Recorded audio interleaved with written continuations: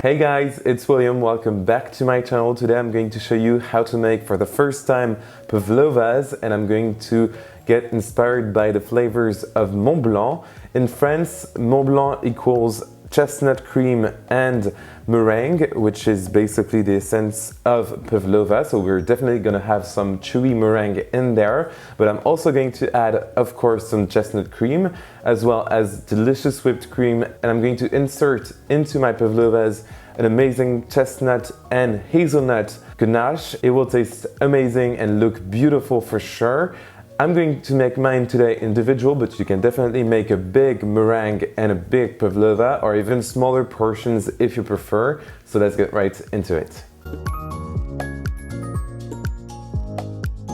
Okay, so if I tell you pavlova, you should definitely think meringue, and this is what we are going to make first. I'm going to whisk my egg whites. So I'm using a lot of egg whites here that I'm going to whisk on a medium to high speed with my standing mixer here and some salt. This will help get a thick and moussey consistency. It will take about 5 minutes until you get the perfect consistency, and then we can add the sugar.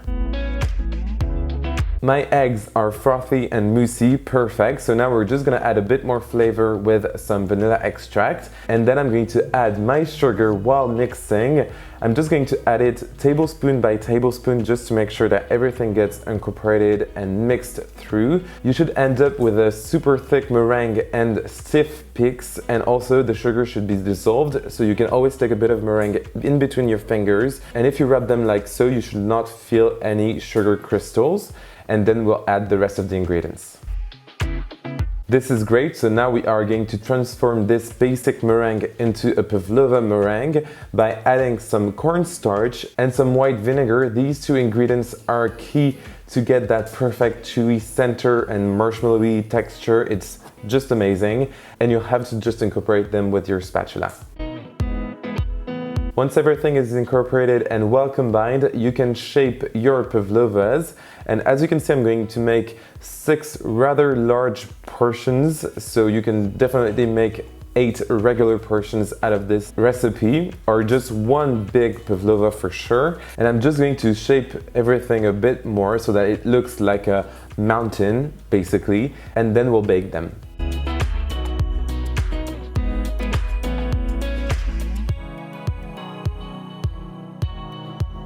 Time to bake our beautiful meringues in our preheated oven at 180 degrees Celsius, and as soon as I put them in, I'm going to reduce the temperature of my oven to 150 degrees Celsius, which is 300 in Fahrenheit, and I'm going to bake them for about 30 to 40 minutes. They should definitely look set on the outside, but still very chewy and super marshmallowy on the inside. As you will see, mine will be a bit burnt on the outside, but it gave such an amazing flavor to the overall dessert, so I was very happy with that. But if you want to keep that white color, you can always reduce the temperature of your oven around the end of the baking time. Once that my meringues are ready, I'm just going to let them cool off completely before we start getting into everything else. As I said, we're gonna make a gorgeous mascarpone cheese whipped cream, and then I'm going to fill my meringues with a chocolate and hazelnut ganache, and this ganache will actually be made out of caramelized hazelnuts, and this is what we are going to start off with because we will need them to cool off a bit before using them. And I'm going to first of all roast my hazelnuts. You can definitely do that in the oven, for example in a preheated oven at 180 degrees Celsius for 5 to 10 minutes, or you could do that in your pan. And I'm just going to wait for them to brown a bit and smell like hazelnuts, basically, and then we can make the syrup. For my syrup, I'm going to heat together some sugar and water. This is very basic, and I'm going to heat this until it reaches the temperature of 118 degrees Celsius, which is 244, so 245 in Fahrenheit. And then I'm going to add all of my hazelnuts in there and mix really well and let it cook a bit more until it starts to look like caramel. You can definitely add a bit of water if it gets too crystallized and weird looking like it did to me. And then we will add some butter just to create the most intense caramel.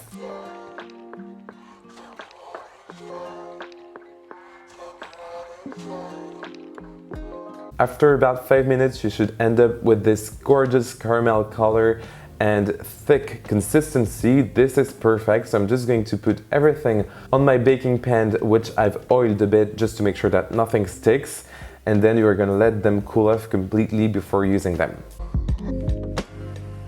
Time to work on the ganache, and it's going to be super simple since we are basically going to melt together some chocolate which I've chopped and some cream. This will make sure that the chocolate melts faster. You can definitely do that in the microwave, or you can do that over a double boiler. Any way you prefer, as long as you do not burn your chocolate for sure. And then I'm going to chop up some hazelnuts which have been roasted as well and add them to the ganache.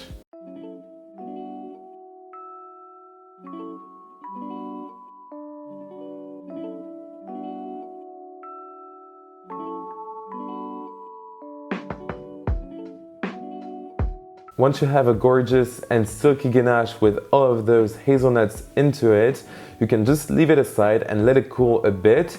We are not going to put it in the fridge since it will get too hard and you're still looking for a pipeable consistency, so this is why I'm just going to keep it aside at room temp. Time to work on the final step before assembling everything and make those beautiful pavlovas. I'm going to create a gorgeous whipped cream out of mascarpone cream cheese and cream, of course. I'm going to start by smoothing my mascarpone cheese, which is always very hard and full of fat, exactly what we want. And I'm going to add to that some icing sugar and some vanilla extract and mix with my spatula just to smooth everything out. And then I will incorporate my cream, which is here crème fraîche, amazing and super French, but you can definitely use some heavy whipping cream or double cream if you prefer. And I'm just going to whisk that with my whisk until it is super thick and moussey.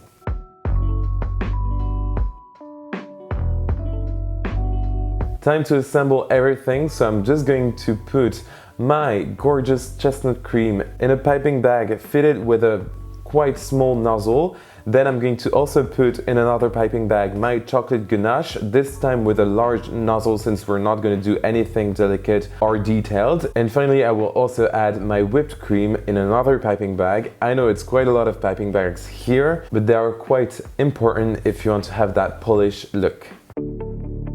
Everything is in the piping bags, so now I'm just going to chop some of my caramelized hazelnuts just in half so that we can see that they are indeed hazelnuts. I'm gonna chop a bit more, some of them, just as well, just to have a bit of a powder, just to create different looks with my different pavlovas. And as you will see, I'm going to make 4 different versions here. Please let me know in the comment section if you prefer version 1, 2, 3, or 4.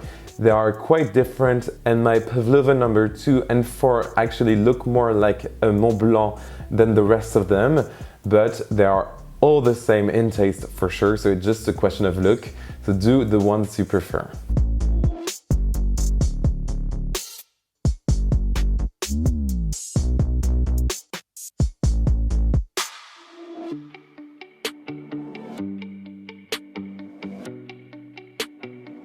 As you can see, I'm starting with pretty much the same steps for each of my pavlovas with my chocolate ganache that I'm using to fill all of my meringues quite intensely just to add that amazing flavor which goes really well with the chestnuts. And then I'm covering everything in some gorgeous whipped cream, either with a piping bag or also with the back of the spoon or a knife. Definitely use what you have in your kitchen, it will always look nice.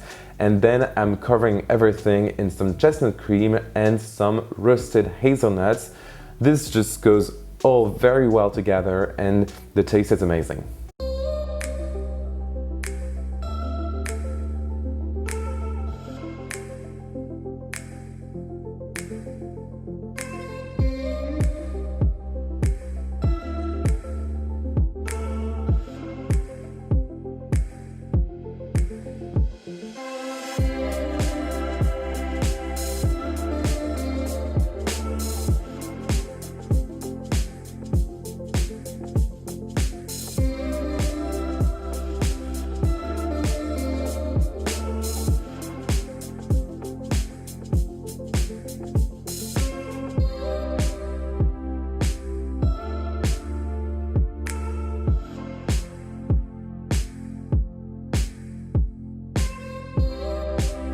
And that's it. It was quite an intense video, as you can see today, simply because I showed you those 4 different looks.